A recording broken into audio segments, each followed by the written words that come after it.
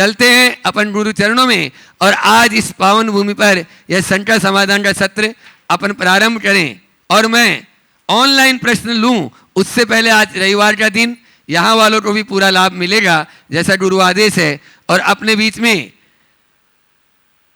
दिल्ली से पारुल जी जैन, ऋषभ जैन यहाँ पर उपस्थित हैं। वे अपना प्रश्न पूरे परिवार के साथ में यहाँ पर उपस्थित हैं। गुरुवर के चरणों में त्रैबार नमोस्तु नमोस्तु नमोस्तु। गुरुवर, प्रश्न तो मेरा इसी पर ही है, नेगेटिविटी पे। तो एक मेरी फ्रेंड है, उन्होंने भी पूछवाया है कि जब हमारा किसी के नेगेटिव बोलने से हमारा मन विचलित हो जाता है तो उसको किस प्रकार हमें दूर करना चाहिए या उसका समाधान किस तरह से निकालना चाहिए। अगर किसी के नकारात्मक वचनों से हमारा मन विचलित हो तो उसका समाधान क्या करें? दो समाधान। पहली बात, उसे नज़रअंदाज करो, और दूसरी बात, उसकी सकारात्मक व्याख्या करो।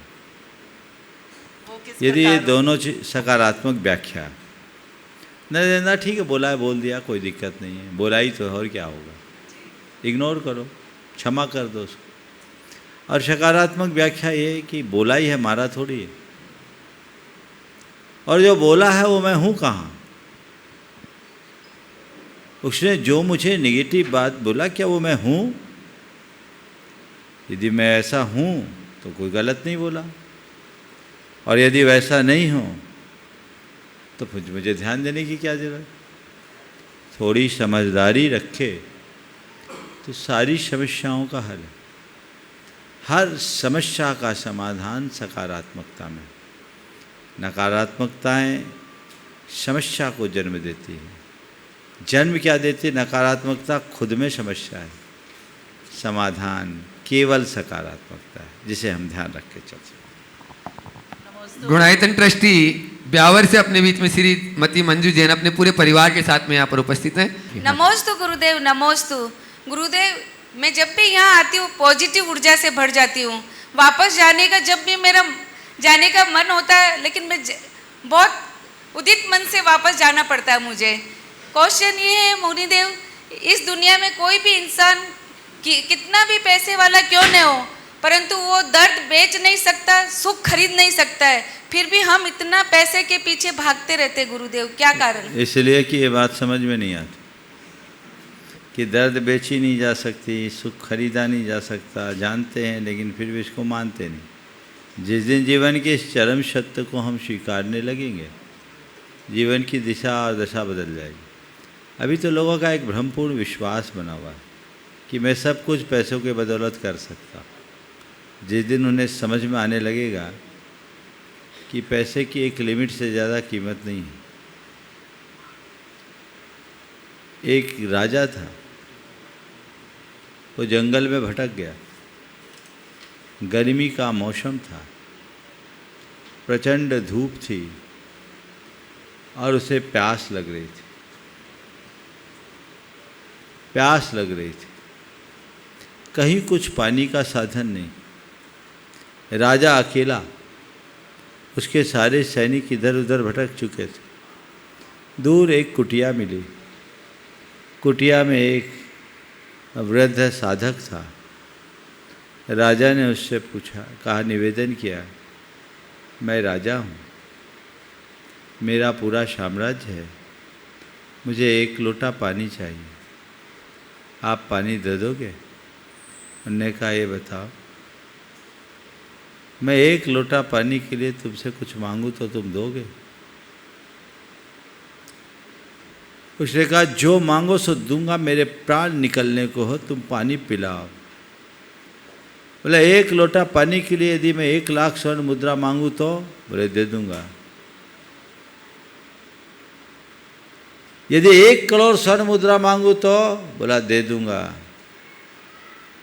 यदि इस 1 लोटे पानी के एवज में मैं तुमसे तुम्हारा राज्य मांगू तो? बोला, दे दूंगा। मेरा राज्य मेरे जीवन से बड़ा नहीं है, मैं ऐसा कर दूंगा। तो उस साधक ने उसे संबोधते हुए कहा, राजन, तुम किस राज्य के ऊपर इतना इतरा रहे हो? तुम्हारे सारे साम्राज्य की कीमत एक लोटा पानी है, केवल एक लोटा पानी है। जिस दिन मनुष्य जीवन के इस हकीकत को स्वीकार कर लेगा, उसी पल उसका अभिमान और आसक्ति समाप्त हो जाएगी। मनुष्य के जीवन की सबसे बड़ी विडंबना यही है कि पूरी जिंदगी वह इसी सत्य को झुटलाने में लगा रहता है। दिशा बदली। नमोस्तु गुरुदेव। अपने बीच में राहगढ़ के अध्यक्ष राजेश जी, मंजू जी जैन, चंचल जैन मिनी प्रश्न करेगी, और उसके बाद में कन्नौज से अमिता, मोहित जी राही, मनोज जी जैन राही कन्नौज तैयार रहें। नमोस्तु गुरुदेव। गुरुदेव, यदि हमारे कोई भी काम नहीं हो रहे हैं और हमारा मन अन्य स्थानों पर जाने लगे, जनेंद्रिय पर श्रद्धा कम होने लगे, तो हम क्या करें ताकि हमारी श्रद्धा बनी रहे और हमारे कार्य में सफलता प्राप्त हो? देखिए, अगर मन इधर उधर भटके और श्रद्धा डगमगाने लगे तो क्या करें? अपनी श्रद्धा को प्रगाढ़ बनाने का प्रयत्न करें। और श्रद्धा को प्रगाढ़ बनाने के सिलसिले में हमें चाहिए कि हम तत्व ज्ञान को प्राप्त करें। जब तक हम ज्ञान के साथ धर्म की आराधना नहीं करते, तब तक जीवन ऐसे ही डगमगाता है। जब ज्ञान पा जाते हैं, जीवन की वास्तविकता का बोध हो जाता है, तो हमारा मन कभी भी विचलित नहीं हो सकता। तो ज्ञान पाओ, समझ के साथ धर्म के क्षेत्र में आगे बढ़ाओ, ताकि हमारा विश्वास अंधविश्वास न बने, हमारा विश्वास अटल विश्वास बन सके, हमारी श्रद्धा अटल श्रद्धा बन सके। नमोस्तु गुरुदेव। नमोस्तु महाराज जी। हाँ महाराज जी, एक प्रश्न हमारा भी है। हाँ बोलो। धर्मनगरी राहतगढ़ में 4 जिनालय हैं। 4 जिनालय हैं गुरुजी राहतगढ़ धर्मनगरी में। 5वां जिनालय आपके सानिध्य में काम लगा हुआ है, बन रहा है। राहतगढ़ में संतोष दादा, अशोक चौधरी जी, जहाँ 4 जिनालय हैं, वहाँ पे का मतलब राहतगढ़ नगरी में आपका क्या मतलब क्या बोलना चाह रहे हो आपका भाई? सानिध्य राहतगढ़ धर्म नगरी में नहीं मिल सकता क्या? अरे बाबा, तुमने अपना विश्वास पहले ही कमजोर कर दिया। नहीं मिल सकता क्या? ये क्यों? तुम ये बोलो कब मिलेगा और कैसे मिलेगा। जिसका विश्वास पहले से ही कमजोर है, यानी उल्टा भावना योग है। अब कुछ लोग क्या बताओ, हमारी ब्रांडिंग ऐसी बना दी है। अब लोगों ने कह दिया महाराज बहुत बड़े, भैया मैं 5 फुट 6 इंच का हूँ, ज़्यादा बड़ा नहीं हूँ। हमारे यहाँ आएंगे कि नहीं आएंगे, ऐसा मत सोचो। भावना को प्रबल बनाओ और विश्वास के साथ काम करो। असंभव भी संभव हो सकता है, इसलिए ज़्यादा सोचने की ज़रूरत नहीं। और ऐसा मैं केवल राहतगढ़ वालों के लिए नहीं बोल रहा हूँ, सबके लिए बोल रहा हूँ भाई। हमारी कोई रिक्वायरमेंट नहीं है, ना हमारी कोई अपेक्षाएं हैं। तुम लोग खुद में अपना भपका बना लेते हो, मैं क्या करूँ? तो ये भपका ठीक नहीं है, ये इस पर लोगों को ध्यान देना चाहिए। कई बार इसके कारण लोग बड़े अलग प्रकार के धारणा से ग्रसित हो जाते हैं कि हमारी तो अप्रोच ही नहीं होगी, तो ऐसा ठीक नहीं है। अभिषेक जैन गुणायतन का अपना उनका प्रश्न हमारा श्री जी। गुरुदेव, एक आम कहावत है कि अगर लड़का कामयाब और लड़की सुंदर हो तो प्यार जल्दी हो जाता है। प्यार? अच्छा। अगर गुरुदेव ये कहावत सच में ही सही है तो मन में 2 शंका उत्पन्न होती है।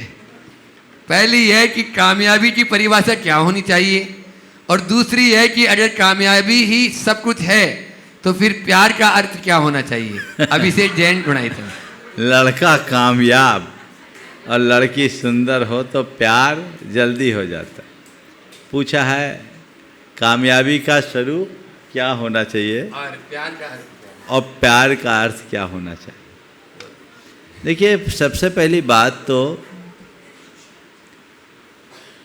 मैं इस वाक्य से इत्तेफाक रखता हूँ।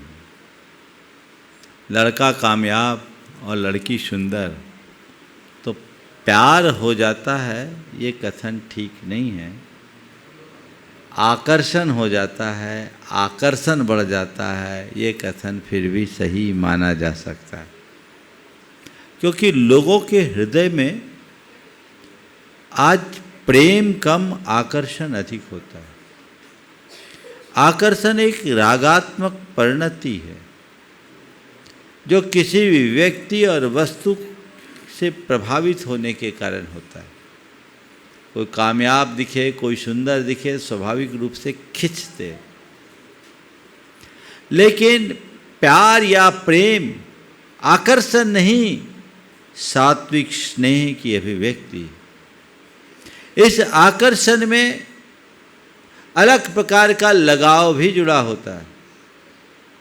और आज के संदर्भ में मैं कहूँ तो ये कह सकता हूँ, जिसे लोग प्यार समझते हैं वह प्यार नहीं, केवल यौनाकर्षण होता है। और यौनाकर्षण में स्नेह की सद्भावना नहीं, वासना का कलंक होता है। उससे प्रेरित होकर लोग कुछ पल तक एक दूसरे के दीवाने भले बन जाए, लेकिन बाद में सब हवा हो जाता है। मैं तो अक्सर कहता हूँ, प्यार व्यार कुछ होता ही नहीं। प्यार का पहला अक्षर टूटा हुआ है, जिसका मतलब है टूटा हुआ यार, उसका नाम है प्यार। तो ये प्यार का कोई अर्थ नहीं। कामयाबी भी केवल भौतिक सफलता का नाम नहीं। आज लोक में जो भौतिक रूप से सफलीभूत दिखते हैं उन्हें कामयाब माना जाता है, पर सच्चे अर्थों में कामयाबी का अर्थ जो अपने आप में स्थिर होने की सामर्थ्य विकसित कर ले, वो कामयाब है। दूसरे शब्दों में कहूँ, कामयाब वह नहीं जिसके पास सफलता है, कामयाब वह है जिसके हृदय में प्रसन्नता है। और प्यार वह नहीं जो किसी व्यक्ति से जुड़ जाए, प्यार वह है जो व्यक्ति की चेतना से जुड़े, उसकी आत्मा से जुड़े। आंतरिक प्रेम, आत्मिक प्रेम हमारे जीवन में होना चाहिए। इस प्रेम की अभिव्यक्ति से ही जीवन का पथ प्रशस्त होगा। इसलिए चक्कर में मत पड़ना। और कभी कभी बड़ा गड़बड़ होता है। हमने सुना है, जॉर्ज बर्नार्ड शॉ बहुत सुंदर नहीं थे पर बहुत विद्वान थे। एक सुंदर युवती उनसे आकर्षित हो गई। वो बहुत कामयाब आदमी थे और उसने कहा कि मैं आपसे विवाह करना चाहती हूँ। बोले क्यों? बोले इसलिए कि मैं आपसे विवाह करूँगी तो आपका ज्ञान और मेरा रूप दोनों मिलेगा, तो जो संतान होगी वो बहुत अच्छी होगी, जिसके पास ज्ञान भी होगा और रूप भी होगा।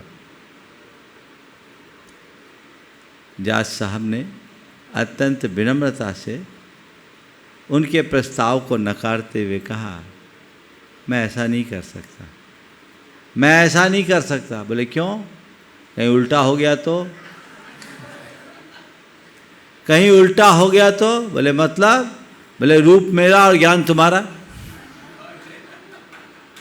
रूप मेरा और ज्ञान तुम्हारा, फिर क्या होगा? सच्चे अर्थों में जो भौतिक आकर्षण से प्रेरित होकर जुड़ता है उसमें ठहराव नहीं होता, और जो आत्मिक स्तर से जुड़ता है उसमें कभी भटकाव नहीं होता। ये ध्यान रखकर चलना। ओम। श्रीमती सीमा राजेश जी मड़वैया, संरक्षक गुणायतन। नमोस्तु नमोस्तु नमोस्तु। जहाँ पद्मनी नारी, राजहंस पक्षी या दिगंबर मुनि विराजमान होते हैं वहाँ अकाल नहीं पड़ता। फिर आचार्य श्री भद्रबाहु में समय उज्जैनी में 12 वर्ष का अकाल क्यों पड़ा? देखिए, अकाल नहीं पड़ता ऐसा कथन सही नहीं है।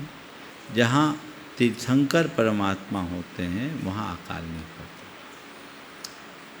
महामुनियों के प्रभाव से भी दुष्काल टलता है, लेकिन कभी कभी भवितव्यता ऐसी हो जाती है कि ऐसे दुस्संयोग बन जाते हैं। तो भद्रबाहु महाराज के काल में अकाल पड़ा, लेकिन वो अकाल पड़ने के पहले ही निकल गए। ये बात ध्यान देने की है। उन्होंने अपने दिव्य ज्ञान से जान लिया कि यहाँ 12 वर्ष का अकाल पड़ने वाला है, यहाँ हमारी चर्या क्रिया नहीं पलेगी, सब भटक जाएंगे, इसलिए हमें यहाँ से दक्षिण भारत की ओर जाना चाहिए। वो निकल गए, समझ गए। अब आप ये कह सकते हैं कि रुक जाते तो शायद अकाल नहीं होता है, लेकिन कई बार हमेशा एक बात ध्यान रखना, महापुरुषों का योग हमारे भाग्य से ही मिलता है, समझ गए। जैसा देश काल होता वैसा काम होता है। नमोस्तु गुरुदेव। ओ अवधपुरी की प्रमाणित पाठशाला के ये नन्हे मुन्ने बच्चे और प्रश्न कर रहे हैं। आमर्श जैन और चीनी जैन। नमोस्तु वराजी, नमोस्तु वराजी, नमोस्तु वराजी। चुल्लक जी को इच्छामी इच्छामी इच्छामी। महाराज जी, मेरा प्रश्न ये है कि उंगली चटकाने से और पैर हिलाने से क्या होता है? देखो, ऐसे तो कुछ नहीं होता, पर ये चंचलता का द्योतक है। उंगली कौन चटका रहा है, पैर कौन हिला रहा है, हाथ की बत्ती कौन बना रहा है, अच्छे आदमी ऐसा नहीं करते। जिसमें स्थिरता होती है वो कुछ नहीं करता। दूसरे शब्दों में कहूँ, ये निठल्लों के लक्षण होते हैं। किसके? निठल्ले का अर्थ समझते हैं? निठल्ला वो जिसे कोई काम नहीं, जो कुछ करने धरने लायक नहीं हो, इसलिए बार बार पैर नहीं हिलाना चाहिए, आदत बन जाती, अच्छी बात नहीं है। उंगलियां नहीं छटकानी चाहिए, हाथ की बत्ती नहीं बनानी चाहिए, ये ध्यान रखना चाहिए। ओ सभी हाँ। महाराज जी के चरणों में नमोस्तु, हाँ, बोलो। नमोस्तु, नमोस्तु। सभी छोलक जी के चरणों में क्षामी क्षामी क्षामी। महाराज जी, मेरा ये प्रश्न है कि मुद्रा लेके आहार करने क्यों जाते हैं और एलक छुलक और माता जी बैठ के आहार करते हैं, पर मुनि खड़े होके आहार करते हैं, ऐसा क्यों? मुद्रा लेके आहार को क्यों जाते हैं? हाँ, मुद्रा लेके आहार को क्यों जाते हैं? तो मुद्रा बिठा दें, आगे बिठा। मुद्रा लेके आहार को इसलिए जाते हैं ताकि लोगों को पता लग जाए कि महाराज जी अभी आहार के लिए जा रहे हैं, और आप लोग अवेयर हो जाए, समझ गए। ये मुद्रा है। अब ये मुद्रा क्या है? कंधे पे लेकर के चले हैं। अब आप कहोगे ये मुद्रा ऐसी क्यों है ना? तो ये सांकेतिक मुद्रा है, समझ गए। भूख लगती तो आप लोग क्या करते हैं? क्या बोलते हैं? ये है ना, पर ऐसे करेंगे तो खराब लगेगा, इसलिए बाजू में कर दिया ऐसे। ये सिंबॉलिक है, समझ गए ना।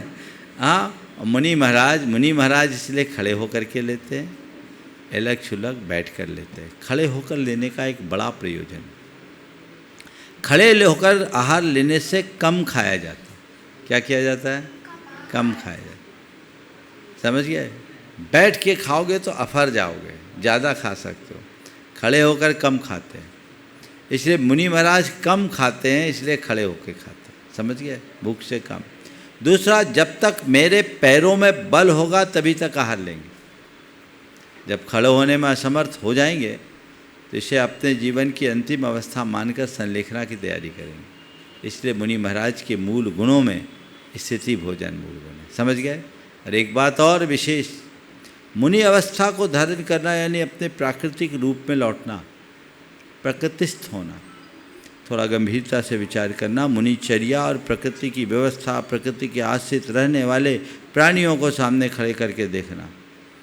मुनि महाराज दिगंबर रहते हैं, प्रकृति के आश्रित सभी प्राणी दिगंबर होते हैं। मुनि महाराज भूशयन करते हैं, कोई बिछौना नहीं लेते। प्रकृति के आश्रित हर प्राणी कोई बिछौना नहीं लेते।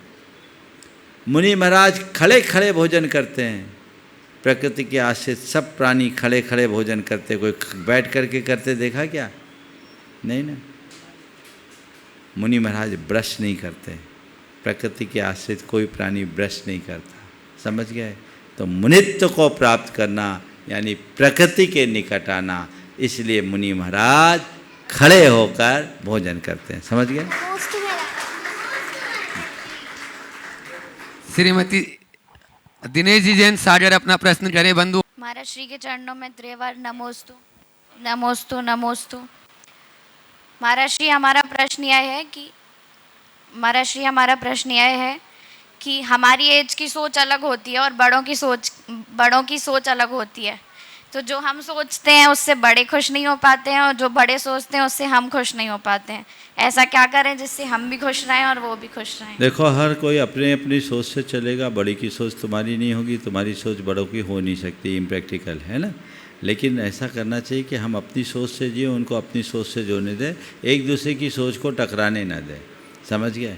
और इतना ज़रूर करें कि अगर हम बड़े हमारे सामने कोई अलग से सोच रखते तो हम तटस्थ भाव से उसकी समीक्षा करें, यदि अच्छी है तो उसे अनुकरण करें और ये मान के चले कि हमारी सोच की अपेक्षा उनकी सोच ज़्यादा अच्छी है क्योंकि उनके अनुभव है। और बड़ों को चाहिए कि नए बच्चों की सोच को भी देखें कि आज के बच्चे ज़्यादा एडवांस है, ज़्यादा टेक्नोलॉजी से जुड़े हुए हैं, इनकी सोच कहीं हमसे ज़्यादा उपयोगी हो सकती है, उन्हें अवसर दें। नमोस्तु महाराज जी, नमोस्तु। एक बार जोरदार तालियों से स्वागत, और अनुभव जी और राजेश जी वहीं पे स्वागत अभिनंदन कर देंगे। ओम, चलो ठीक। और उसके बाद में मैं बुलाऊं प्रकाश जी पाटनी। उससे पहले मुनिदेव के चरणों में बारंबार नमोस्तु। शुल्लक जी महाराज जी को इच्छामि। महाराज जी, मैं चूँकि साइंस का स्टूडेंट रहा हूँ, तो जो साइंस में हमने पढ़ा है कि सिद्धांत को हम प्रयोग प्रैक्टिकल करते हैं और उसके बाद जब रिज़ल्ट आता है तभी हम उसका रिज़ल्ट निकालते हैं। तो मैंने अभी देखा है महाराज जी कि भावना योग के बारे में मैं थोड़ी सी बात करूं। पहले मैं सुनता था तो मैं खुद एक्सेप्ट नहीं कर रहा था कि भावना योग मेडिटेशन है या योगा है या क्या है। लेकिन बाद में सुनते सुनते मैंने जब इसको वास्तव में लोगों को करते देखा और इसके जो परिणाम आए तो मैं सोच नहीं पाया कि अप्रत्याशित परिणाम सामने आ रहे हैं। एक केस मेरे सामने आया, हमारे यहाँ अजमेर में मदनगंज किशनगढ़ में एक बहुत ही सुसंस्कृत श्राविका है जो बहुत दानवीर भी हैं, उगमलता जी गंगवाल और गुणायतन की शिरोमणि भी हैं। उनको डॉक्टर्स ने मना कर दिया कि अब ट्रीटमेंट की कोई गुंजाइश नहीं, क्योंकि मल्टीपल कॉम्प्लिकेशंस बहुत ज़्यादा हो गए थे। और वो मुझसे बराबर कहती रही कि मैं भावना योग कर रही हूँ। तो मैंने एक बार कहा कि कैसे आप भावना योग कर लेते हो? कि नहीं, मेरे को मेडिसिन से भी ज़्यादा मेरे को भावना योग करने से मुझे आराम मिलता है। और आज स्थिति ये है कि वो अभी पिछली बार खुद इतनी मल्टीपल कॉम्प्लिकेशन से बाहर निकलने के बाद इंदौर पधारी थी और आपका आशीर्वाद उन्होंने लिया। तो मैं साइंस स्टूडेंट होने के नाते ये मान गया कि वास्तव में हम जब तक कोई चीज़ को एक्सपीरियंस नहीं कर लेते प्रैक्टिकली तो हमें विश्वास नहीं होता। लेकिन कुछ चीज़ें ऐसी हैं जो हमें विश्वास कर ही लेना चाहिए। महाराज जी, उन्हीं से संबंधित उन्हीं का ही एक प्रश्न मेरे दिमाग में आया। चर्चा में बात करते करते एक बार उन्होंने कहा कि प्रकाश भाई साहब कि ये मदद जो है बड़ी बुरी चीज़ है। मैंने कहा क्यों?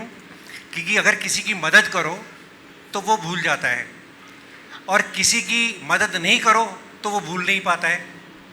तो दोनों ही सिचुएशन ऐसी होती है कि जब उनको हम फेस करते हैं तो बड़े में मन में विचार आ ही जाता है कि मतलब क्या करें, इस आदमी से कैसे नज़र मिलाएं। तो महाराज जी, क्या ये मदद करना और नहीं करना, ये क्या आप क्या संदेश देना चाहेंगे इसके बारे में? नमस्ते महाराज। पहली बात तो मैं भावना योग के संदर्भ में कहूँगा, भावना योग हमारी संस्कृति की एक बहुत प्राचीन साधना है, समझ गए। और वह साधना निश्चित फलीभूत होती है। भावना तो मुक्ति का आधार, साइंटिफिकली प्रूवन्ड है। अब भावनाओं से हमारी अंतःस्रावी ग्रंथियों का संबंध होता है। ये हमारे शारीरिक स्वास्थ्य, मानसिक स्वास्थ्य और चैतसिक स्वास्थ्य तीनों को ठीक करता है। वैज्ञानिकों ने इसे पूरी तरह सिद्ध कर दिया। हमारे अंदर होने वाले जो अंतःस्रावी ग्रंथियाँ, उनका स्राव हमारी भावनाओं पर निर्भर करता है। इसके साथ ही हम अपनी भावनाओं के बदौलत अपने शरीर के न्यूरोट्रांसमिशंस को चेंज कर सकते हैं। हमारे शरीर का पूरा इम्यून सिस्टम भावनाओं से संचालित होता है। वैज्ञानिकों ने इसे सिद्ध कर दिया। हम ऐसे युग में जी रहे हैं, भावना योग वही करता है और उसका जो लोग श्रद्धा से उपयोग करते हैं, परिणाम आता है। हमें इस तरह प्रेरित और प्रोत्साहित करना चाहिए। अब आपका जो सवाल है कि मदद करे या न करे, कर देने पर सामने वाला भूल जाता है, न करने पर सामने वाला याद रखता है, कभी नहीं भूलता। मैं आपसे कहता हूँ, ऐसा काम कभी मत करो कि सामने वाला तुम्हें कभी न भूले। ऐसा काम कभी मत करो कि सामने वाला तुम्हें कभी ना भूले। ऐसा काम करो कि सामने वाला तुम्हें हमेशा याद रखे। मेरे बात को ध्यान से सुना, मैं दोहरा रहा हूँ। ऐसा काम कभी मत करो कि सामने वाला तुम्हें कभी ना भूले। सदैव ऐसा काम करो कि सामने वाला सदा याद रखे। सक्षम होने के उपरांत यदि कोई मदद की अपेक्षा रख कर आता है और तुम उसकी उपेक्षा कर देते हो, तो तुम्हें ज़िंदगी भर नहीं भूलेगा कि इस आदमी ने हमें वक्त पर सहायता नहीं की। लेकिन अल्प सामर्थ्य होने पर भी यदि कोई ज़रूरतमंद आता है, तुम उसके लिए सहानुभूति का हाथ बढ़ाते हुए मदद कर देते हो, तो वो इंसान ज़िंदगी भर याद रखता है। दूसरी बात, किसी की मदद इसलिए मत करो कि वो तुम्हें याद रखे। किसी की मदद इसलिए करो कि तुम पर भी औरों ने मदद की है, तुम्हें वो याद है। औरों की मदद से मैं यहाँ तक बढ़ा हूँ, ये मुझे याद है, इसलिए मेरा ये कर्तव्य है कि मैं भी औरों की मदद करूँ। यदि ये बात हो जाए फिर कोई दिक्कत नहीं, भूलने से तकलीफ नहीं होगी और याद रखने का सवाल नहीं होगा। ऐसे ही ध्यान रखें। अगर आप और तो एक सवाल मैं अपना करूं। चलो और पूछ लो। महाराज जी, इस शताब्दी की 2 घटनाएं पूरे इतिहास में अमर हो चुकी हैं। पहली घटना थी कोविड, जिसमें इंसान से इतना दूर हो गया था कि घर वाले ही घर वालों को घर के कमरे के बाहर से खाना पकड़ाते थे। उनके पास में जाना तो दूर, बहुत दूरियां बना ली थी। दूसरी घटना है महाकुंभ, जिसमें लोग अपने परिवार को साथ के साथ में ले जा कर के, नहीं मिलने जुलने वालों को और सबको बटोर के महाकुंभ में ले जा रहे थे। तो दोनों घटनाएं हैं वो दोनों ही अलग अलग संदेश देती हैं। पहली घटना में तो ये है कि कोई किसी का नहीं है, जो व्यवहारिक रूप से कहा जाता है कि संसार में कोई किसी का नहीं है। और दूसरी घटना हमें बताती है कि किसी के बिना सबके बिना हम अधूरे भी हैं। तो महाराज जी, ये जो प्रकृति का ये जो नियम है, ये क्या है, ये क्या संदेश देता है? देखिए, प्रकृति का क्या नियम मुझे नहीं मालूम, पर मुझे तो एक संदेश इसमें अंतर्निहित दिखता है। बुराई में दूर हो जाओ, अच्छाई में साथ रहो। क्या बोला? बुराई में दूर हो जाओ, अच्छाई में साथ हो जाओ। कोविड एक बुराई थी, उसने हम सबको दूर किया और दूर रहने में भलाई थी। महाकुंभ एक अच्छाई है, उसमें हम एक साथ रहे, इसमें ही भलाई है। तो हमेशा बुराई में दूर रहो, अच्छाई में साथ रहो। और अब मैं आवाज़ दे रहा हूँ आज अपने बीच में अनुष कुमारी जैन, प्रधान जिला जज रोहतास, क्योंकि पहले यह हाजीपुर में पोस्टेड थे, इसलिए वहीं का नाम याद रह गया था अभी। और इनकी कलम से अनेकों संस्कृति रक्षा के कार्य हुए हैं। एक बार जोरदार तालियों से। और उनके साथ में है आलोक जी गुप्ता, प्रधान जिला जज मुंगेर से अपने बीच में हैं। ये दोनों महानुभावों का और इनके सम्मान के लिए प्रेमचंद जी प्रेमी, जो शिरोमणि सरस्वती गुणायतन के, और साथ में नरेंद्र जी टोंडिया, शिरोमणि सरस्वती और यहाँ प्रांतीय अध्यक्ष गुणायतन, और साथ में अनुभव जी सराफ, प्रचार मंत्री और शिरोमणि सरस्वती आ जाएं और आगंतुक दोनों अतिथियों का सम्मान करें। आप लोग जोरदार तालियों से इन दोनों महानुभावों का स्वागत, अभिनंदन कर दें।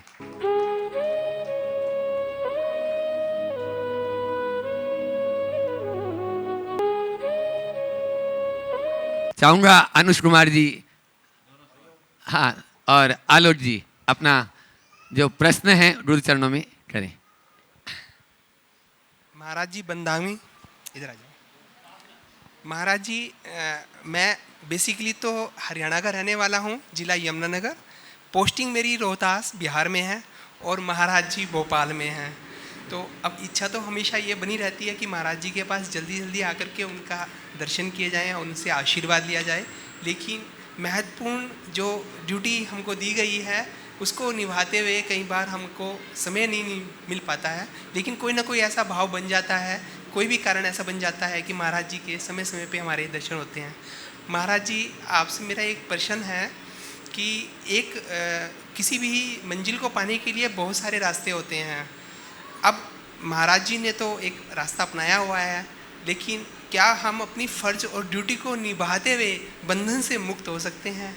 महाराज जी कोई ऐसा रास्ता बताइए जिससे हम ये मंजिल प्राप्त कर सकें। पहले तो मैं चाहूँगा इन दोनों विभूतियों का जोरदार अभिनंदन करें।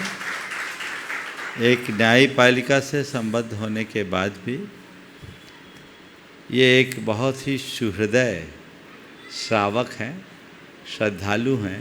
इस अर्थ में हमें इनका जोरदार अभिनंदन करना चाहिए। आपने जो सवाल किया कि हम अपने, आपके सवाल को थोड़ा संशोधित करके मैं कह रहा हूँ, अपने कर्तव्य और दायित्वों का अनुपालन करते हुए हम बंधन से मुक्त हो सकते हैं या नहीं। देखिए, दो भूमिका है, एक है प्रवृत्ति की, एक है निर्वृत्ति की। जब तक हम प्रवृत्ति में जिएंगे तब तक हमारे साथ अनेक प्रकार के कर्तव्य और दायित्व हैं, और निर्वृत्ति में जीने वालों का एक ही कर्तव्य है, वो आत्मस्थ होने का, अपनी आत्मा से जुड़ने का, आत्म केंद्रित। उनके लिए हमें सबसे अलग होना जरूरी है। लेकिन जब हम आत्मा से जब तक नहीं जुड़ पाए तब तक अपने कर्म को ही अपनी पूजा मान करके किया जा सकता है। कर्तव्य और दायित्व का अनुपालन दो तरीके से किया जाता है, एक कर्तृत्व बुद्धि से और एक कर्तव्य भावना से। आप कोई भी कार्य अगर कर्तृत्व की बुद्धि से करोगे तो वहाँ अहंकार पुष्ट होगा और वह बंधन को प्रगाढ़ बनाएगा। और अपने दायित्व को या अपने कर्तव्य को केवल अपनी ड्यूटी मान लेंगे और कर्तव्य की भावना से काम करेंगे तो हमारा बंधन कटेगा, बंधन प्रगाढ़ नहीं होगा। तो कोई भी प्रवृत्ति कीजिए उसे केवल निमित्त मान कर कीजिए। मैं कर नहीं रहा हूँ, मेरे द्वारा हो रहा है, मैं केवल निमित्त हूँ। मेरी नियति ने मुझे इसी रूप में यहाँ खड़ा किया है, मुझे उसमें खरा उतरना है और अपने कर्तव्य का अक्षर से पालन करना है। ऐसा मनोभाव हम लेकर के चले तो सुनिश्चित सारा काम अच्छा हो सकता है। गुप्ता जी। महाराज जी के आज अनुज जी बोले कि महाराज जी के दर्शन करने जा रहे हैं, तो मैं कहा मुझे भी ये सौभाग्य प्राप्त हो और मैं भी इनके साथ साथ दर्शन करने आ गया और वाकई बड़ा अच्छा लग रहा है आपके महाराज जी के दर्शन पाके। और प्रश्न तो वैसा जो अनुज जी ने पूछा, हम इसी बात पे डिस्कशन चल ही रहा था हमारा, तो बहुत सुंदर। एक बार जोरदार अभिनंदन। चलिए, अपने बीच में कन्नौज से, जिनका नाम मैंने पहले भी पुकारा था, मोहित जी जैन, अमिता जी, मनोज जी, राही परिवार कन्नौज यहाँ पर उपस्थित है और उनके सम्मान के लिए रवि जी मड़वैया और राजेश जी मड़वैया। नमोस्तु नमोस्तु नमोस्तु महाराज। महाराज श्री, मेरा यही प्रश्न है कि मनुष्य के जीवन में सेटिस्फैक्शन पाना कितना ज़रूरी है, क्योंकि मनुष्य अपने जीवन में मतलब छोटे से बड़ा होता है, स्कूल जाता है और अलग अलग काम करता है, मतलब एक सक्सेस पाने के लिए मार्क्स लेता है या काम में आगे बढ़ता है, तो वो अंत में जाके क्या सेटिस्फाई हो पाता है और सेटिस्फैक्शन कितना ज़रूरी है उसके जीवन में? देखिए, जीवन में सेटिस्फेक्शन तो होना चाहिए। सेटिस्फेक्शन नहीं होगा तो भागते रहो। सेटिस्फेक्शन और इनसेटिस्फेक्शन के भेद को समझो, समझ गए? संतोष का मतलब जो अपने पास है उसे देखो, और असंतोष का मतलब जो अपने पास नहीं है उसे देखो। संतुष्ट व्यक्ति खुद को खुद से भरना चाहता है और असंतुष्ट व्यक्ति खुद को बाहर से भरना चाहता है। जब तक बाहर से भरने का जब तक बाहर से भरने का प्रयास करोगे खाली बने रहोगे, और खुद को खुद से भरने की कोशिश करोगे हमेशा भरे रहोगे। तो हम संतोष को अपने जीवन का आदर्श बनाएं। महाराज, फिर तो हमारे सपने ही अधूरे रह जाएंगे, हमारा कोई कार्य पूरा नहीं होगा। हो सकता है, उसकी चिंता करने की ज़रूरत नहीं। आप सपने पूरे करो, प्रयास करो, पर एक संतुष्ट होकर जीने का मतलब ये है कि प्रयास पूर्ण करो, प्रयत्न को लेकर परेशान ना हो।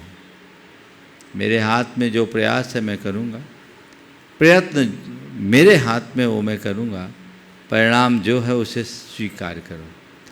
हम परिणाम में संतोष करें। मनुष्य के मन में परिणाम के प्रति असंतोष होता है, जो उसे भीतर से व्यग्र और बेचैन बनाता है।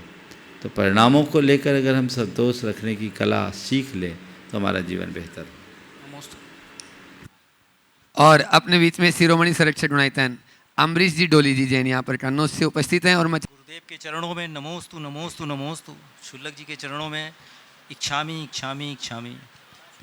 गुरुदेव अंजू जी गुड़गांव वहीं पर ही महिला सम्मान के लिए तैयार रहे। हाँ, मेरा गुरुदेव एक क्वेश्चन आज के परिवेश में बहुत ही ज्वलंत क्वेश्चन है। आज की देख में अगर देखा जाए तो माता पिता जो बहुत संस्कारवान होते हैं, धार्मिक हैं, वो अपने चाहते हैं कि हम अपने बच्चों की शिक्षा बहुत ही धार्मिक और संस्कारवान बनाएं। जब वो संस्कारवान बना देते हैं बच्चों को बहुत अच्छे से, चाहे उनका लड़का हो या लड़की हो या लड़के लड़की दोनों हो, तो ये आजकल की समस्या बहुत ज्वलंत आ रही है कि जब वो बच्चे बहुत संस्कारवान हो जाते हैं तो उनके संबंध शादी ब्याह में बहुत ही टिपिकल हो जाता है, और जिनके बच्चे संस्कारवान हैं, जो लोग नहीं होते हैं, उनका फटाफट हो जाता है, बहुत इंजॉय करते हैं। इसमें आपका क्या समाज को प्रवेश देना चाहेंगे? बहुत ही ज्वलंत विषय आपने उपस्थित किया जी। और ये समस्या लगभग सभी लोग भोग रहे हैं। मेरे पास एक व्यक्ति ऐसा आया जो सुन कर के आप लोगों को चुभेगा, जिनका 26 साल का बच्चा, उसका वो संबंध करना चाहते सुसंपन्न घराना, पर उसे नॉन अल्कोहलिक लड़की नहीं मिल रही।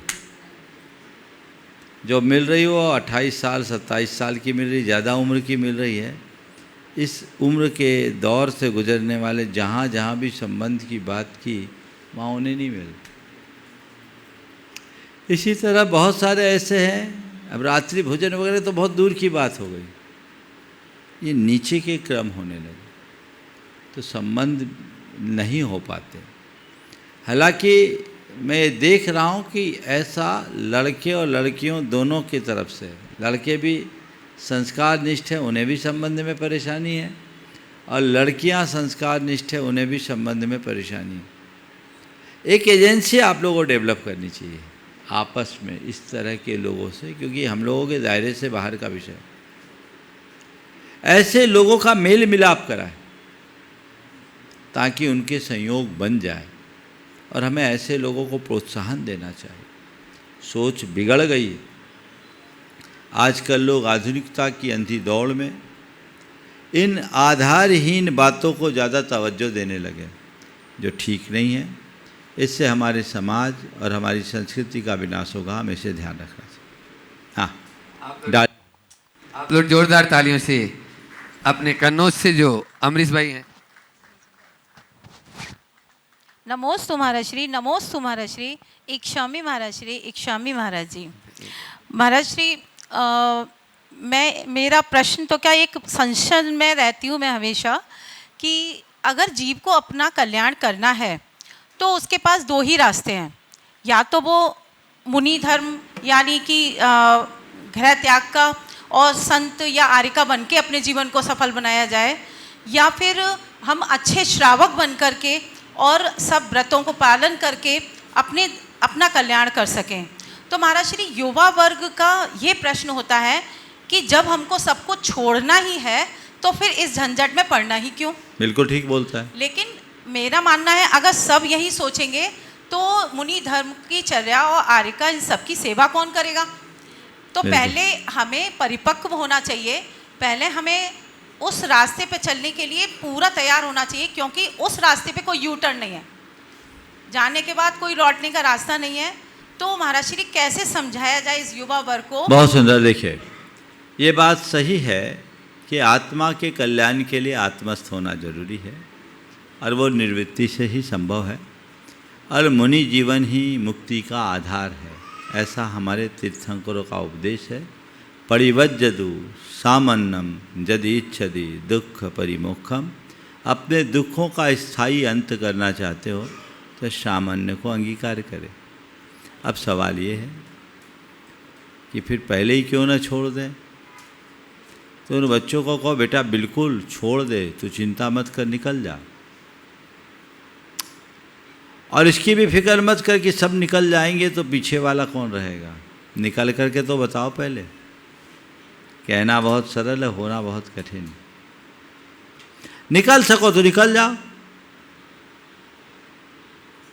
अगर कोई निकलता है तो अच्छी बात है, लेकिन नहीं निकल पाओ तो दो उपदेश है, या तो मुनि धर्म का अंगीकार करो या श्रावक धर्म का अंगीकार करो, तीसरा कोई मार्ग नहीं है। उन बच्चों से कहे तू निकलता है निकल, नहीं निकलता है तो श्रावक बन। किसी के कहने से अगर निकलते होते तो अभी तक तो भीड़ लग गई होती। बहुत कठिन है, हर किसी की हिम्मत नहीं होती।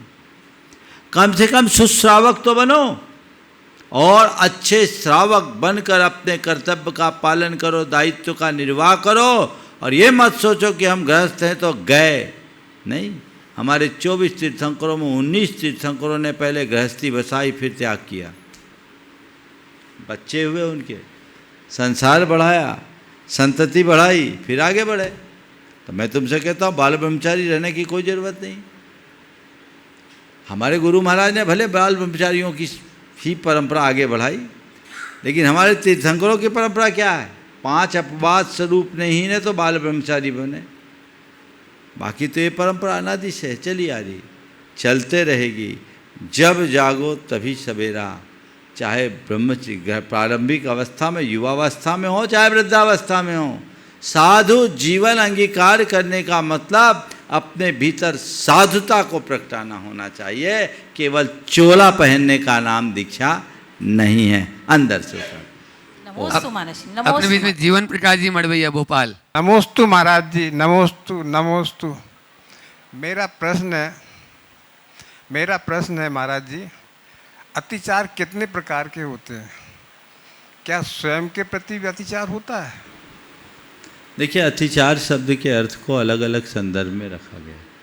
अतिचार का एक अर्थ होता है प्रतिज्ञा का आंशिक खंडन, और एक अतिचार जो है हमारे अत्याचार का द्योतक है, जो मर्यादा विरुद्ध आचरण है।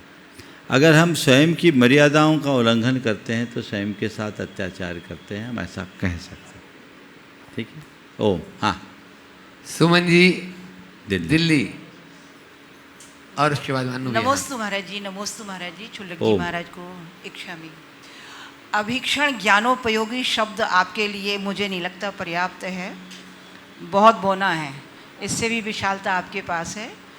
आज मेरा प्रश्न ये है कि आजकल के जो समय में हर व्यक्ति के मन में एक प्रश्न उठ रहा है। आचार्य परंपरा में जैसे आचार्य शांति सागर जी ने आचार्य वीर सागर जी को अपना पद दिया था, आचार्य वीर सागर जी ने अपना पट्टाचार्य पद दिया था आचार्य शिव सागर जी को, लेकिन आचार्य शिव सागर जी बीमार हो गए थे, कुछ दीक्षाएं बाकी थी और उनकी समाधि हो गई थी। फिर आचार्य धर्म सागर जी को आचार्य पद दिया गया है। तो हम आपसे ये जानना चाहते हैं कि हम क्या सारी दुनिया ही अभी वर्तमान में जानना चाहती है, क्योंकि कुछ समय पहले एक स्टेज पर एक ही परंपरा के 12 आचार्य विराजमान थे और उनके ग्रुप भी छोटे छोटे जो भी हैं ग्रुप भी थे, और एक ही आचार्य भी अकेला ही विहार कर रहे थे।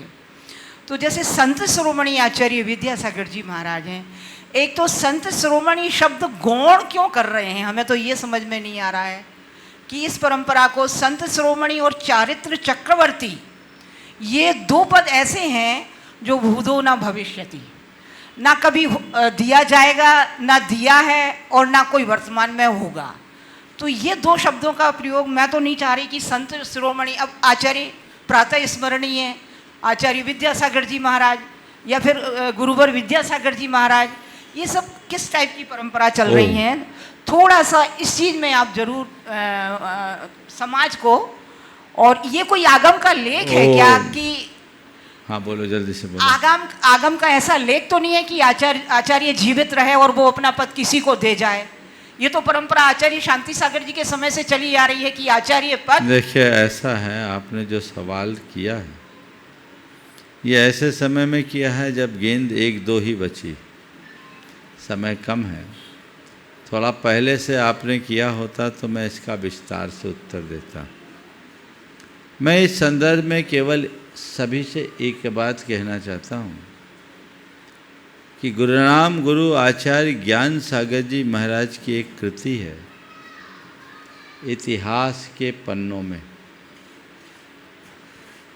सबको उसे पढ़ना चाहिए, आंखें खुल जाएगी और सारे प्रश्नों का उत्तर मिल जाएगा। क्योंकि मेरे पास आज अभी अवकाश नहीं है, समय समाप्ति पे है, बात अधूरी रह जाएगी, इसलिए मैं बात शुरू ही नहीं करना चाहता। ये मसला ऐसा मसला है कि इस पर यदि मैं बोलूं तो मुझे काफ़ी कुछ प्रकाश डालना होगा और मैं ऐसी कोई बात बोल भी नहीं सकता जो बात अधूरी रह जाए। इसलिए इन झंझटों में मत पड़ो, जो दिख रहा है चल रहा है उसको चलने दो। ये आप लोगों का विषय नहीं है, ये हमारे आगम की व्यवस्था है, संघ की परंपरा है और जो व्यवस्थाएं हैं आप लोगों को पता नहीं और आप लोग उसमें हस्तक्षेप करते हो। अभी आप लोग देखिए, आप सबको एक बहुत रहस्य की बात कहता हूँ। गुरुनाम गुरु ज्ञान सागर जी महाराज की इस बात को गुरुदेव ने अपने धर्म ध्यान में अपनी पेंसिल से लिख रखा था और उसमें उनके सारी भावी योजनाओं का संकेत था, जिसे गुरुदेव ने खुद 32 मुनियों के सामने संभव सागर जी से रेवती रेंज में बचवाया था। समझ गए? उसमें महाराज भी थे और ये 32 मुनियों के बीच में जो बातें बाँची गई थी वो एक बहुत बड़ा दस्तावेज था। दुर्भाग्य है कि वो चीज़ें अभी सामने नहीं है। ज्ञान सागर जी महाराज के इतिहास के पन्नों में एक बार सबको देखना चाहिए। जब उस इतिहास के पन्नों को पढ़ोगे तब आपकी आंखें खुलेगी और आचार्य महाराज की उस पंक्तियों को लोगों के बीच रखा जाएगा, तब आचार्य विद्यासागर के वास्तविक मनोभावों का उजागर होगा। उसे लाके तो देखो। अब इन सब बातों को मैं सार्वजनिक रूप से क्या कहूँ, तथ्यात्मक तरीके से बातों को पूर्वापर समझ करके ही रखना चाहिए। कब क्या कैसे बना जाता है तो बहुत सारे प्रश्न आते हैं और उसके बहुत सारे उत्तर भी होते हैं। मैं उन सब का उत्तर देने में समर्थ हूँ, लेकिन मैं देना नहीं चाहता। इसलिए इन बातों को व्यापकता से समझना चाहिए और ये सवाल सार्वजनिक रूप से उठाने की जगह सही फोरम पर उठाना चाहिए, सही जगह उठाना चाहिए, उसका मंथन करके निष्कर्ष निकालना चाहिए ताकि समाज सही दिशा में आगे बढ़ सके। समाज से मैं इतना जरूर कहना चाहूँगा, जिन बातों में आपको ज्ञान नहीं आप अपना दिमाग मत लगाइए। आगम की परंपरा को और संघ की परंपरा को ठीक तरीके से समझिए, तभी कोई टिप्पणी कीजिए, अन्यथा ज्ञाता दृष्टा बने रहिए। इसी में सार्थकता। महाराज जी, ये मेरा प्रश्न नहीं मैं है। समझ गया, अभी समय अभाव है इसलिए मैं विस्तार नहीं दे रहा हूँ। सुमन जी फिर देखेंगे। हाँ अन्नू भाई। गुरुदेव नमोस्तु वंदन। गुरुदेव, आज एक ऐसा प्रसंग आया जो मैं आपको अवगत कराना चाहता हूँ। राहुल एवं सोनू अतुल जैन के पिताश्री नवीन चंद जी जैन का दुखद निधन। गुरुजी 1/5 को, गुरुजी 1/5/2025 को गुरुजी। बिल्कुल, आपने जिनका जिक्र किया, नवीन भाई मधुबन के बड़े सक्रिय समर्पित श्रावक और कार्यकर्ता रहे। उनका पूरा परिवार बहुत अच्छे से जुड़ा रहा। काल ने उन्हें हम सब के बीच से खींच लिया। आना जाना तो लगा हुआ है, कब किसके ऊपर काल का प्रहार हो जाए कहा नहीं जा सकता, कब किसके जीवन में क्या घटनाएं घट जाए कहीं नहीं जा सकती। मैं तो इसे प्रकृति या नियति की एक परिणति मान करके स्वीकार करने का संदेश देना चाहता हूँ। दुख की इस घड़ी में मैं पूरे परिवार को यही संदेश देता हूँ कि ऐसे समय में धैर्य रखे, समता रखे, इसे शोक का निमित्त बनाने की जगह वैराग्य का निमित्त बनाए और धर्म पथ पर इसी तरह चलते रहे। ओम शांति।